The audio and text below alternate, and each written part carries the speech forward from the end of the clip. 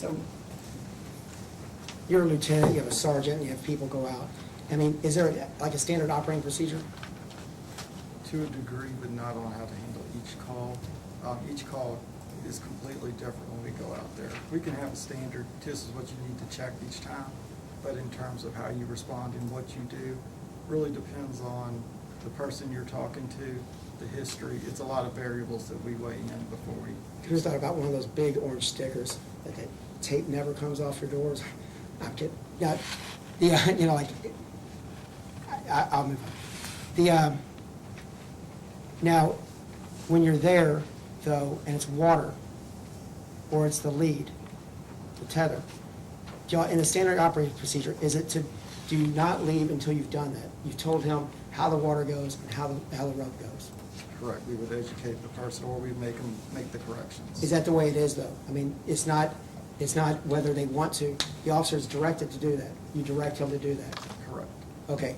And it's the same, like the sergeant would be to follow up, to figure out how the people are doing in the field?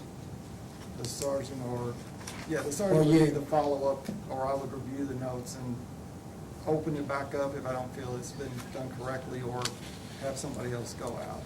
Okay, now, and I don't know, you know, these dogs, they look like big dogs to me. You know, it's over there trying to get to someone maybe.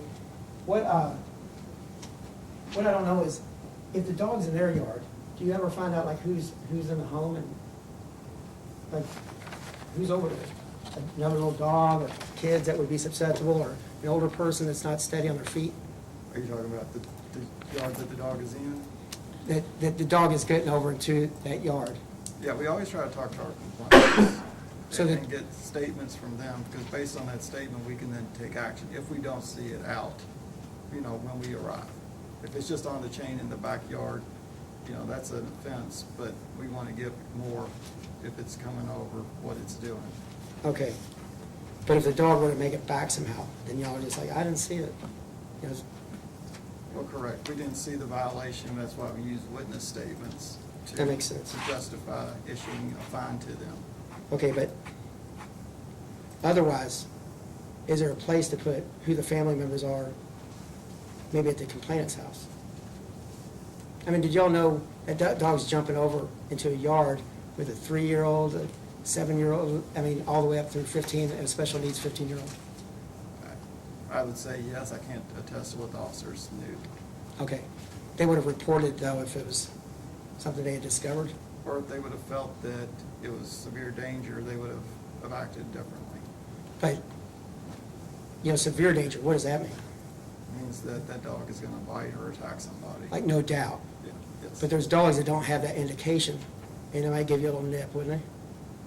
There are dogs that nip. And there's dogs that bite. You can't say what a dog's going to do. That's You don't exactly know. right. You don't know what a dog's gonna do. Right? I mean, from one minute to the next, you don't know what the dog's gonna do. Well, I can't say what a dog is going to do. If I'm using my experience, I can look at a dog and say it's probably not going to bite or it's not going to bark. Probably. But, yeah. You're not gonna go all in, though. not Like, on you're not gonna stick your neck down and say, hey, are you going all in or not? It's dangerous. You don't know what a dog's gonna do. Correct. I have no more questions. Thank you. Anything else, Mr. Herder? Just very briefly. All right. Just want to clear something up. Mr. McLeod asked you about October 27th, Yes. and he asked you about an incident that started on October 7th. Yes. And I'm not sure if this was accurate. Those were two separate incidents. May I collect an exhibit from the jury, Your Yes. Honor?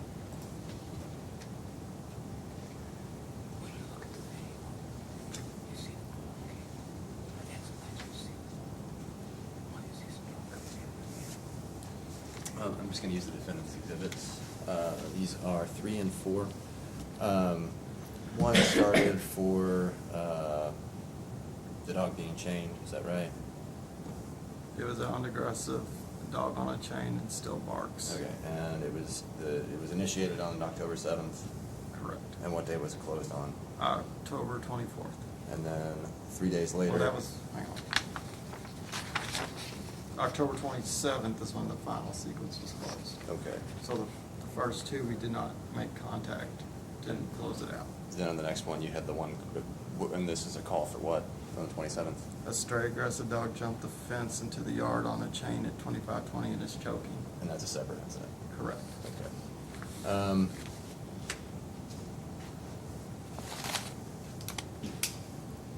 Does a prior encounter with a particular dog owner affect the way you prioritize it? Like if a dog is known to be aggressive or has a history of aggression, then does it get more priority? Yes. So the officers will look up history, and then that will tell them what needs to be done, if they need to do more or less.